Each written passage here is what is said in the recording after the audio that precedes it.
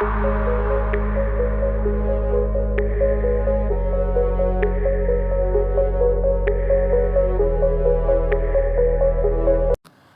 Back to learn with Eman. आज हम start करेंगे अपने अकाउंटिंग का chapter number 4, journal, the original book of entry. तो जर्नल हमारे पास एक ऐसी बुक है जिसमें हम अपनी ट्रांजैक्शंस को सबसे पहले रिकॉर्ड करते हैं एक क्रोनोलॉजिकली टुगेदर, यानी इसको हम लोग एक साथ रिकॉर्ड करते हैं। जैसे हमने इससे पहले वाली वीडियो में इससे पहले वाले चैप्टर में हमने अपना पढ़ा था, अपनी एनालिसिस किए थे हमने ट्रांजैक्शंस के, तो उसमें हमने लिखा था इंक्रीज द डिक्रीज द, फिर उसके बाद टी अकाउंट में जाके पुट किए थे। तो उस तरीके से जब हम अपनी ट्रांजैक्शन, हमारे पास किसी भी किस्म की ट्रांजैक्शन आती है तो मेन अकाउंटिंग में हम उस ट्रांजैक्शन को डायरेक्टली लेकर जाते हैं अपने जर्नल में। उसके बाद कुछ एनालिसिस करके, अगर तो आप बिल्कुल न्यू हो अकाउंटिंग में तो आप एनालिसिस उसको प्रॉपर जिस तरह बताया था उस तरीके से कर लो, नहीं तो मुंह जुबानी एनालिसिस करके अपने माइंड में करके आप डायरेक्ट उसको लेकर जाते हो जर्नल में। तो जर्नल एक ऐसी हमारे पास बुक है जिसमें हम इन ट्रांजैक्शंस को सबसे पहले इकट्ठे करके लिखते हैं और उसके साथ उसके नीचे एक शॉर्ट सी डिस्क्रिप्शन भी लिखते हैं जिसको नरेशन बोलते हैं। तो ऐसी बुक को बोलते हैं जी हम जर्नल। और जर्नल के इसके अलावा बोला भी जाता है इसके अलावा इसको बुक ऑफ ओरिजिनल एंट्री कहते हैं, प्राइमरी एंट्री, प्रिलिमिनरी एंट्री और फर्स्ट एंट्री भी। जर्नल का प्रॉपर एक फॉर्मेट है, हम अभी इस वीडियो में आगे जाके आपको फॉर्मेट भी दिखाएंगे और उसके साथ उसको सॉल्व भी करके दिखाएंगे। उसके बाद हम बारी आती है जर्नलाइजिंग की। तो जर्नलाइजिंग क्या है? तो अपनी ट्रांजैक्शंस को जर्नल में रिकॉर्ड करने के अमल को, जर्नल में रिकॉर्ड करने के काम को बोलते हैं जर्नलाइजिंग या फिर जर्नल एंट्री। एंट्री क्या होती है जी? किसी भी ट्रांजैक्शन को रिकॉर्ड करना एक अप्रोप्रिएट प्लेस में। अप्रोप्रिएट प्लेस कौन सा है? जर्नल का वो जो है प्रॉपर फॉर्मेट जो अकाउंटिंग स्टैंडर्ड्स के तहत हमारे पास दिया गया है। तो हमारे पास एंट्री में क्या है कि किसी भी ट्रांजैक्शन को एक अप्रोप्रिएट प्लेस में उसकी कंसर्न्ड बुक ऑफ अकाउंट में रिकॉर्ड करने को बोलते हैं entry. Concerned book of account में जो जर्नल है, जो उनसी बुक है, तो कोई भी अगर जर्नल हो गया, बाद में लेजर भी हम इंशाल्लाह पढ़ेंगे या इस तरह करके, तो किसी भी हम लोग अगर प्रॉपर एक कंसर्न्ड बुक ऑफ अकाउंट में अपनी ट्रांजैक्शन को एक अप्रोप्रिएट प्लेस में रिकॉर्ड करते हैं तो उस रिकॉर्डिंग को बोलते हैं कि हम क्या कर रहे हैं, इसकी एंट्री कर रहे हैं। दो किस्म की हमारे पास एंट्रीज है जी। एक है हमारे पास सिंपल एंट्री, देन है कंपाउंड एंट्री। सिंपल एंट्री क्या चीज़ है? एक एंट्री जिसमें एक अकाउंट डेबिट और एक अकाउंट जो है वो क्रेडिट होता है, वो सिंपल एंट्री है। जैसे हमारे पास सिंपली होती है, जैसे अगर सपोज बिजनेस में कैश लेकर आए हैं तो कैश अकाउंट डेबिट और कैपिटल अकाउंट क्रेडिट, ये क्या है? ये हमारी सिंपल एंट्री है, एक अकाउंट डेबिट और एक अकाउंट क्रेडिट। उसके बाद है हमारे पास हमारी कंपाउंड एंट्री। तो एक ऐसी एंट्री जिसमें एक से ज़्यादा अकाउंट डेबिट या एक से ज़्यादा अकाउंट क्रेडिट होता हो, तो ऐसी एंट्री को बोलते हैं कंपाउंड एंट्री। जैसे कि इसे प्रीवियस वीडियो में भी हम लोगों ने पढ़ा था, हमने अपने क्रेडिटर से डिस्काउंट रिसीव किया था, कैश डिस्काउंट रिसीव किया था, तो हमने क्या कर दिया था, उसमें हमारा जो सा है क्रेडिटर अकाउंट को डेबिट करते हैं, इसमें क्रेडिट साइड पे है, डिस्काउंट रिसीव्ड भी जो है क्रेडिट साइड पे है, तो ऐसी एंट्री को बोलते हैं कंपाउंड एंट्री।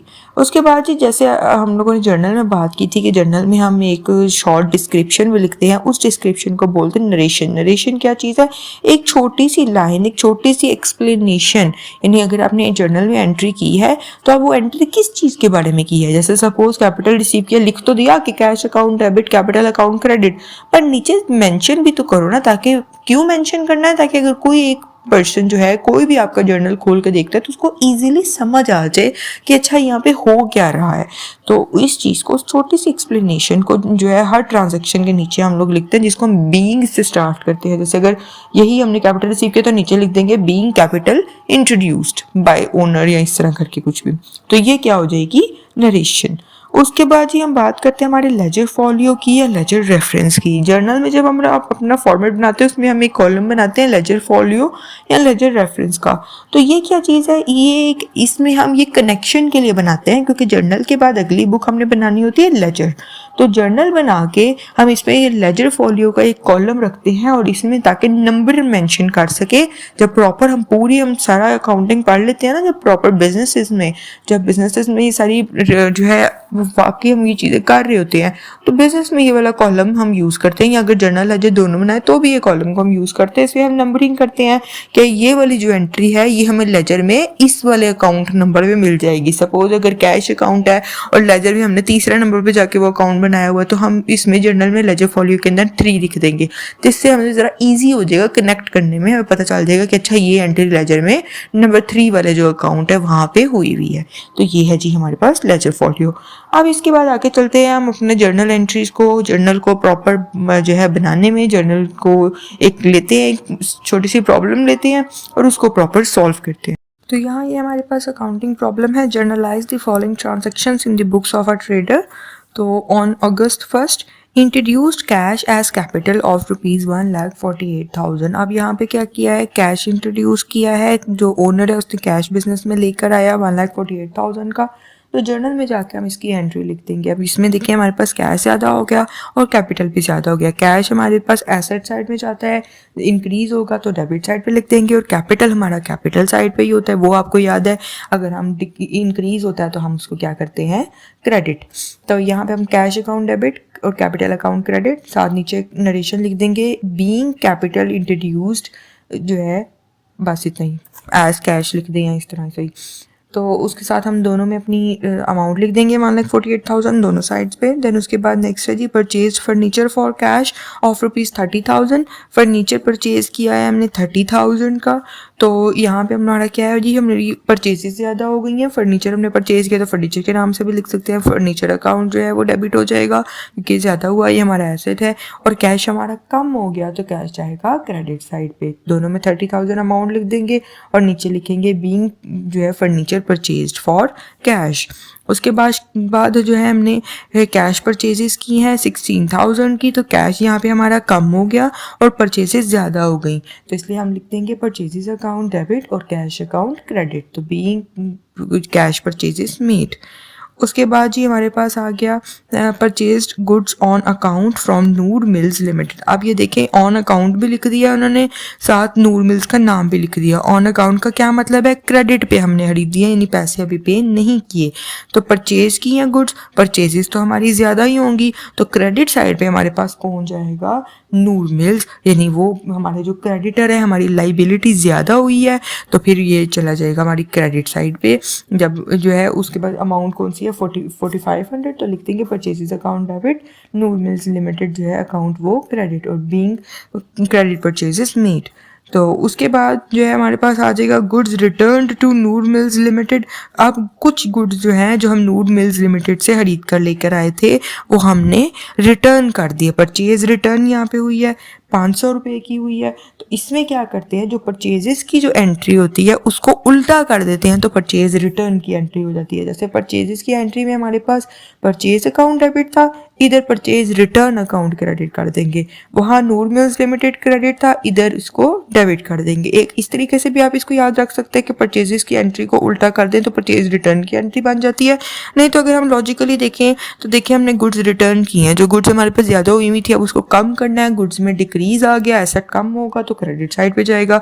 और नूर मिल्स लिमिटेड जो हमारी लाइबिलिटी थी तो उस लाइबिलिटी को अब जो है वो लाइबिलिटी ज़रा थोड़ी कम हो गई है, वापस अब 500 रुपया की चीज़ें पहले हमने वापस कर देना, ये 500 नहीं ना वापस उनको देना, तो इसलिए हमारे पास जो नूर मिल्स लिमिटेड है वो लाइबिलिटी थोड़ी कम हुई। तो लाइबिलिटी जब कम होती है तो उसको लिख देते हैं डेबिट साइड पे। दोनों साइड पे 500 की अमाउंट लिखेंगे, साथ नीचे लिख देंगे being goods return to Noor mills limited. आगे जी कैश सेल्स है, सेल्स किया हमने कैश में तो हमारे पास कैश ज़्यादा हो गया तो कैश डेबिट, और सेल्स भी ज़्यादा हुई, सेल्स हमारे पास है हमारी रेवेन्यू साइड पे जाता है, हमारी कैपिटल वाली साइड पे तो ज़्यादा होंगी, तो सेल्स को क्रेडिट साइड पे लिखेंगे बीइंग कैश सेल्स मेड, और अमाउंट लिख देंगे 9900। उसके बाद हमारे पास है 18 अगस्त में paid to Noor mills limited of ₹3800 in full settlement of account. अब ये देखें नूर मिल्स को पहले हमने उससे अमाउंट परचेज की थी, गुड्स परचेज की थी 4500 की, फिर 500 की उनको वापस कर दी थी। तो 4500 में से 500 माइनस करो 4000, यानी 4000 अब उनको देना था। तो अब हमने उनको दिया कितना है, हमने उनको 3800 दिया है फुल सेटलमेंट में, यानी अब मजीद नहीं देना। अभी दिन उन्होंने प्रॉपर मेंशन नहीं किया हुआ कि हमें कैश डिस्काउंट मिला है, लेकिन फुल सेटलमेंट का मतलब यही है, देना हमने 4000 था, दिया 3800 है, और पूरा अकाउंट मतलब पूरा खाता खत्म, पूरा अकाउंट सेटल हो गया, तो इसका मतलब ये जो रिमेनिंग 200 जो सा है ये वाला हमें क्या मिला है, ये हमें उन्होंने डिस्काउंट दे दिया है। तो हम क्या लिखेंगे जी, नूर मिल्स लिमिटेड लाइबिलिटी हमारी कम हो गई है, तो डेबिट साइड पे लिखेंगे। कैश जो है वो हमने इनको दिया है, कैश कम हो गया क्रेडिट साइड पे। और ये जो डिस्काउंट हमें रिसीव हुआ, अगर आपको याद हो मैंने आपको बताया था ट्रेड डिस्काउंट को हम प्रॉपर एंट्री में मेंशन नहीं करते, जस्ट वो अमाउंट लिख देते हैं। लेकिन जब भी हमें कैश डिस्काउंट या तो मिले या हम कैश डिस्काउंट किसी को दें, तो कैश डिस्काउंट जो है वो हम ज़रूर मेंशन करते हैं। तो यहाँ पे हमें डिस्काउंट रिसीव हो रहा है तो हमें मिल रहा है, हमारे एसेट ज़्यादा हो रहा है जो है, सॉरी हमारा रेवेन्यू ज़्यादा हो रहा है, तो वो हम लोग उसको क्या लिखेंगे, क्रेडिट साइड पे। नूर मिल्स लिमिटेड के साथ 4000 अमाउंट कैश जो है, क्योंकि इसके साथ हमेशा हमारा क्रेडिटर हमने ओरिजिनल अमाउंट से ही डेबिट या क्रेडिट करनी होती है, इसका पूरा 4000 लिखेंगे। कैश जो हमारा कम हुआ वो 3800 और 200 का हमें डिस्काउंट मिला, being cash paid and discount received. फिर उसके बाद जी हमारे पास आगे आता है जी sold goods to Mubeen and company for ₹1500। अब हमने गुड्स बेच दिए हैं, कुछ गुड्स हमने बेची है मुबीन और कंपनी को 1500 की। आप देखें यहाँ लिखा नहीं हुआ, लेकिन मैंने आपको जिस तरह बताया था कि अगर नाम मेंशन आया हुआ है, ऑन कैश नहीं उन्होंने दिया हुआ, कैश पे नहीं बताया, लेकिन हाल ही जो है हमारा जो डेटर है उसका नाम दे दिया, तो इसका मतलब ये क्रेडिट जो है क्रेडिट सेल्स हो रही है। यहाँ मैंने आप लोगों को बताया था कि जब भी हमारे पास कोई ऐसी चीज़ है, अगर तो ऑन कैश बाय कैश इस तरीके का कैश का जिक्र होगा तो मतलब वो कैश सेल्स या कैश परचेजेस है। अगर ऑन अकाउंट या ऑन क्रेडिट लिखा हो तो साफ पता है कि ये क्रेडिट पे है। अगर तो जो है नाम लिखा हुआ है और साथ कैश हो तो फिर तो कैश सेल्स या कैश परचेज होती है। लेकिन जिस तरह इस केस में हाल ही आपको नाम दे दिया गया है, कुछ नहीं लिखा, क्रेडिट सेल्स कैश, मतलब ऐसा अगर ना क्रेडिट लिखा है ना अकाउंट लिखा है ना कैश लिखा है, सिर्फ नाम दे दिया, तो इसका मतलब ये है कि ये क्या है, ये हमारी क्रेडिट सेल्स है। तो यहाँ पे हमारी जो मुबीन एंड कंपनी को हमने गुड सेल की है 1500 की, तो एंट्री में हमारे पास आ जाएगा सेल्स की हैं, सेल्स ज़्यादा हो गई हैं, सेल्स हमारी रेवेन्यू साइड पे जाती हैं कैपिटल वाली साइड पे, तो ये हमारे पास ज़्यादा होंगी तो क्रेडिट हो जाएंगी। मुबीन एंड कंपनी हमारा डेटर है, हमारी लाइबिलिटी हमारा जो है सॉरी एसेट साइड पे जाता है, तो एसेट ज़्यादा हो जाएगा तो ये डेबिट साइड चल जाएगा। बीइंग क्रेडिट सेल्स मेड, तो 1500 के साथ दोनों लिख देंगे। उसके बाद ये loss by accident while goods were in transit. अब गुड्स जो है हम लोग ट्रांजिट में थी, रास्ते में थी, तो उसमें अब हमारी जो है एक्सीडेंट हो गया रास्ते में गाड़ी का और हमारी वो गुड्स जो हैं वो तबाह हो गई हैं 75 रुपीज़ की। 75 का हमारा लॉस हुआ है। लॉस बाय एक्सीडेंट अकाउंट जो है ये हमारा एक्सपेंस हो जाएगा, लॉस एंड एक्सपेंस होगा, तो ये हमारा जो है वो डेबिट साइड पे जाएगा। लॉस एक्सपेंस बेटा कैसे होगा कि हमारा एक चीज़ जो है हमारे जैसे गुड्स थी, हमने उसको बेच के उससे पैसे कमाने थे, लेकिन और अभी फ़िलहाल तो हमने खर्चा किया हुआ था ना उस पर, अब वो ऐसे ही खराब हो गई, हम उसको बेच भी नहीं सकते, तो वो खर्चा तो खर्चा ही रहेगा ना, तो इसलिए इसको हम एक्सपेंस ट्रीट करते हैं। तो loss by accident debit side पे जाएगा, और जो परचेजेस जो हमारी कम हो गई हैं, वो जो गुड्स हमारी कम हो गई हैं, तो वो हमारी क्रेडिट साइड पे जाएंगी। Being goods lost by accident rupees वही 75।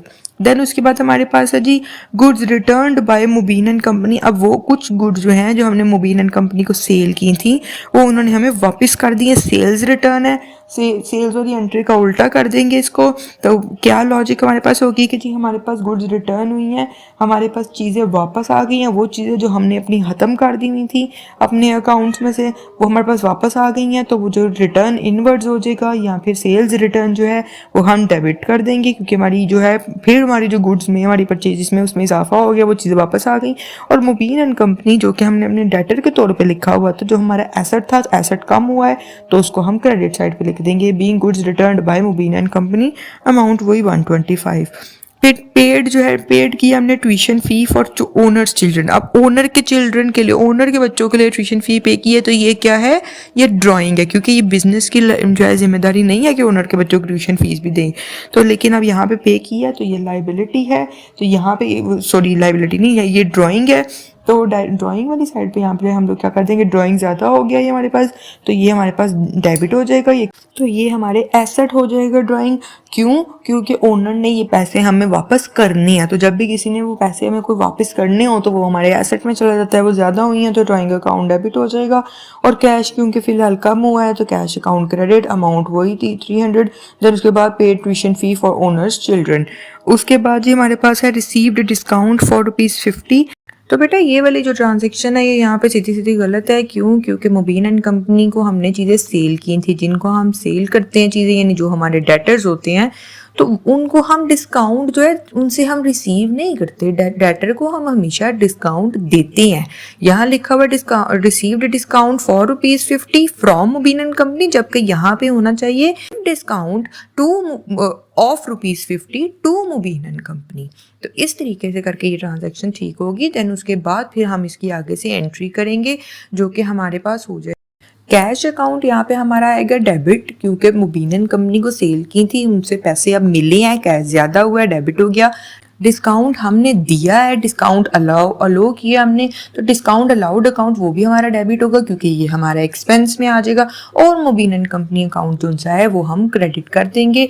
और यहाँ पे हो जाएगा मुबीन एंड कंपनी को उसके ओरिजिनल अमाउंट से 1375 से, कैश को 1325 और डिस्काउंट जो हमने अलाउ किया वो ₹50 से। नीचे हम लिख देंगे being cash received and discount allowed. Paid insurance premium 330। अब हमने इंश्योरेंस प्रीमियम पे किया है, एक्सपेंस है, ये एक्सपेंस ज़्यादा हुआ तो डेबिट साइड पर चला जाएगा इंश्योरेंस प्रीमियम अकाउंट। और कैश, क्योंकि हमारे कैश कम हो गया तो कैश अकाउंट चला जाएगा हमारे क्रेडिट साइड पे। दोनों में अमाउंट लिख देंगे जी 330। देन उसके बाद बीइंग इंश्योरेंस पेड या बीइंग इंश्योरेंस प्रीमियम पेड। तो ये हो गई जी हमारे पास हमारी जर्नल एंट्री। ये प्रॉपर हमने अपनी अपनी पूरी ट्रांजैक्शन को, पूरे अपने अकाउंटिंग प्रॉब्लम को आपको यहाँ पे सॉल्व करके दिखाया। जर्नल में सारी एंट्रीज पुट करके दिखाई। अगर हम इसके साथ लेजर बनाते तो हम ये लेजर फॉलियो का कॉलम यूज़ करते। फिलहाल लेजर नहीं बनाया, दैट्स वाई हमने इस कॉलम को ऐसे ही छोड़ दिया। आई होप आपको इसकी सारी समझ आई होगी, सारे पॉइंट्स क्लियर हुए होंगे। अगर फिर भी कोई पॉइंट है रहता है या कोई क्वेश्चन आपका है तो आप मुझसे फ्रीली हमारे अपने कमेंट सेक्शन में पूछ सकते हैं। मैं इंशाल्लाह मैं आपका ज़रूर रिप्लाई करूंगी। और इसके साथ ही आज की वीडियो के लिए इतना ही। इंशाल्लाह नेक्स्ट अब हम स्टार्ट करेंगे अपनी लेजर बना के आपको दिखाएंगे। तो फिर मिलते हैं अगली वीडियो में। Till than happy learning.